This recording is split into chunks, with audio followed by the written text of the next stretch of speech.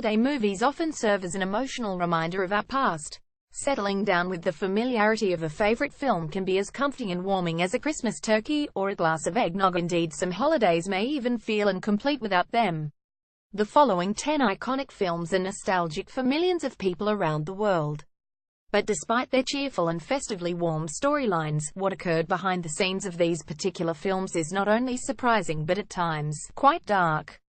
10 On-set tensions. The highest-grossing Christmas film of all time, Home Alone, could have turned out drastically different had it not been for the bitter and repulsive attitude of Chevy Chase. Chase, who was signed on for John Hughes' Christmas Vacation, met with then-director Chris Columbus. Not only did their meeting go awry, but Columbus quit as director of Christmas Vacation despite desperately needing the work. "There's no way I can do this movie," Columbus told Hughes. "I can't do it with this guy." 2 weeks after resigning, Hughes sent Columbus the script for Home Alone.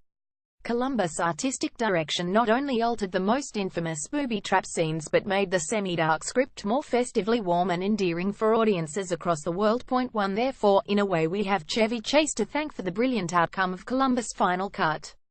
This is perhaps the first time any gratitude has been given to a man who has made enemies across the board. He is notoriously known for having an inflated ego and a penchant for pissing people off. In addition, he is a master at insults, which nearly caused a physical altercation with Bill Murray when he told the comedian that his face looked like something Neil Armstrong landed on. Thankfully, his narcissism and arrogance led to his departure from his last high-profile gig, Community, in 2012. 9 Catholic Legion of Decency. For more than 4 decades, the American film industry was highly influenced by the Catholic Legion of Decency, particularly in the 1930s and 40s. This meant that a substantial degree of Hollywood entertainment was being dictated by Catholic ideology. Thus, anything the church deemed offensive, including premarital sex, abortion, divorce, and homosexuality, was officially condemned and given a C rating. Such labels clearly had negative effects on films that dared to test the Legion's leniency. 2 One surprising movie, in particular, is 1947's A Miracle on 34th Street, a film that was ahead of its time by challenging the notion of what a woman's role is and should be in America. The movie's storyline surrounding a divorced working mother, whose cynical and cold worldviews are being taught to her daughter, outraged the Catholic Legion of Decency. Despite the film's values being questioned, the Legion gave the film a B rating for being morally objectionable. 8 Naughty Santa. Tim Allen's The Santa Claus caused quite the stir when parents across America began receiving enormous charges on their telephone bills. In the film, Allen's character jokes about calling the number 1-800-OSPANKME. To Disney's dismay, hundreds of curious kids took to the phones not knowing their call to Santa was being directed to a 900 line. One outraged father received a bill for more than $500 while another furious dad in Long Island demanded that the movie be recalled. In his case, he stated that his daughter showed signs of being disturbed and upset, causing them to have to pay for counseling. The comfort of his financial security only worsened upon receiving bills totaling in the hundreds of dollars. Disney, which owns ABC, will pay $1.25 million to Allen per Home Improvement episode, but it won't spend a dime to recall a film with a "porno number." The Santa Claus went on to gross $145 million, with Disney firmly casting blame on the parents for the charges their children had racked up. 37 The Grinch. The thriving career of acclaimed cinematographer Don Peterman came to an end in 1997 while on the set of Mighty Joe Young. A crane holding a platform 18 feet off the ground snapped with Peterman standing directly below it. Despite being nearly crushed by the platform, Peterman was dragged away with only a broken leg and minor head injuries. For 2 years Peterman convalesced prior to returning to work on Ron Howard's How the Grinch Stole Christmas. Nonetheless, the wounds that he sustained debilitated him for the rest of his days. Every day on set was a struggle both physically and emotionally.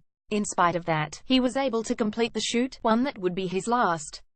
Peterman died a few years later. 4 Another tragic figure of the Christmas film was Joshua Ryan Evans, who stole the show by playing the young Grinch. Due to a rare growth disorder, Evans stood at 3'2". He passed away at 20, merely 2 years after his success with the film. 6 John Candy. The Vampire Planes, Trains and Automobiles is arguably one of John Hughes' most endeared films of his career. Interestingly enough, the 1987 classic road trip movie starring Steve Martin and John Candy was Hughes' first adult-centered film after a string of teenage blockbusters. The on-screen chemistry between Martin and Candy caught the attention of Hughes, causing him to drastically alter the script. In fact, the entire plot was removed and replaced with a more wholesome Thanksgiving theme. The original draft was quite dark, with Candy's character being a blood-sucking vampire hellbent on being invited into Martin's family home. This premise plays on the folklore that vampires cannot enter a house without an invitation. One cannot help but think how sinister Hughes' original script was, or how convincing the jovial John Candy would have been. Nonetheless, Planes, Trains and Automobiles went on to become one of the most quietly celebrated holiday films to date. 55 The King lives since Elvis Presley's untimely death in 1977 at age 42. Countless conspiracy theorists have claimed that the rock legend still walks among us. Such a farcical theory even made its way into John Hughes' 1990 film, Home Alone. For years, Elvis skeptics around the world have been perpetuating the false narrative that the King is seen standing behind actress Catherine O'Hara at the airport as she pleads to board a plane. 6 Due to the endless speculation, director Chris Columbus had to officially confirm that the extra was not Elvis, adding, "They are convinced, these people, that this is Elvis Presley," he said. "That helps faked his death, and because he still loves show business, he is an extra in Home Alone." Sadly, what these sightseeing skeptics do not understand is the profound and unnecessary pain such theories bring to the Presley family.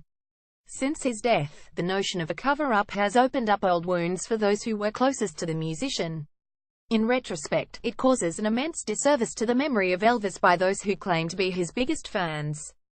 For A Risque Christmas Story, Bob Clark's modestly budgeted comedy A Christmas Story was released a week before Thanksgiving in 1983 to limited and select theaters.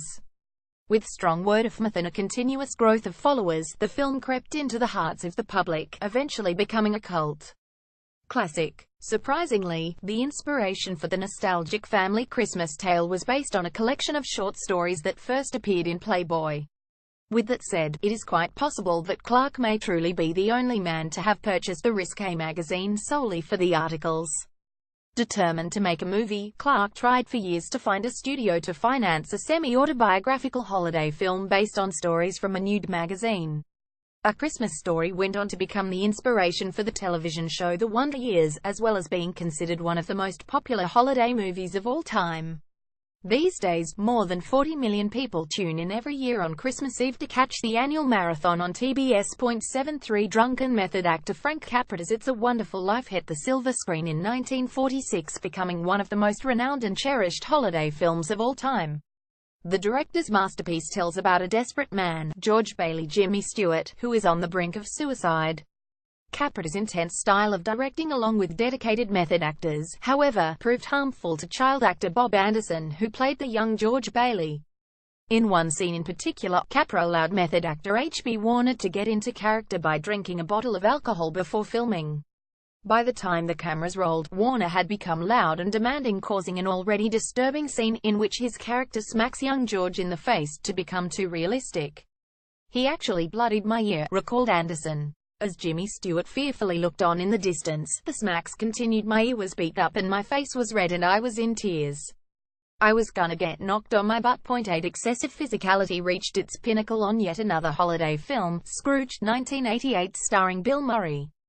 Carol Kane, who played the mannequin abusive ghost of Christmas Present, became so immersed in her role that she actually tore Murray's lip open, causing production to halt for several days. The racist in Irving Berlin's 1942 film, Holiday Inn, was destined to be a box office hit given the large audiences Bing Crosby and Fred Astaire attracted. However, the series of musical episodes in the film, such as Easter Parade and White Christmas, alters the mood from nostalgic to festive to downright unconscionable in today's society. 9 In one scene, Crosby and Astaire perform a musical number for Abraham Lincoln's birthday in which they appear in blackface. In fact, the entire band and Whitehurst waitresses also sport the highly offensive facial paint, in front of an entirely white audience. Ironically enough, the song details the emancipation of black American slaves. If this was not distasteful enough, the film's true black actors are excluded from the performance only to be shown singing along to themselves in a distant room. Oh, the unity of the holidays.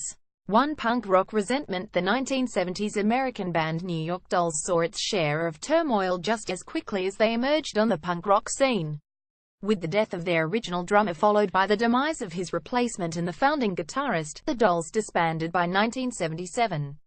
Lead singer David Johansen found fame on the silver screen, leaving guitarist and bassist Arthur Killer Kane with profound resentment. Kane's jealousy and anger spiraled out of control one evening when his former bandmate unexpectedly appeared in the movie that he was watching. Unbeknownst to Kane, Johansen starred opposite Bill Murray in the 1988 Christmas film Scrooged as the Ghost of Christmas Past. Johansen's success of having a prospering career sent a self-defeated and depressed Kane skydiving out his third-story window. Fortunately, Kane landed on an awning below, saving his life. While hospitalized, the killer found God, causing him to leave behind his life of drugs and alcohol. He remained sober until his death in 2004 when he went to the emergency room believing he had the flu. Sadly, Kane was diagnosed with leukemia and died just 2 hours later at the age of 55.10. Adam is just a hubcap trying to hold on in the fast lane.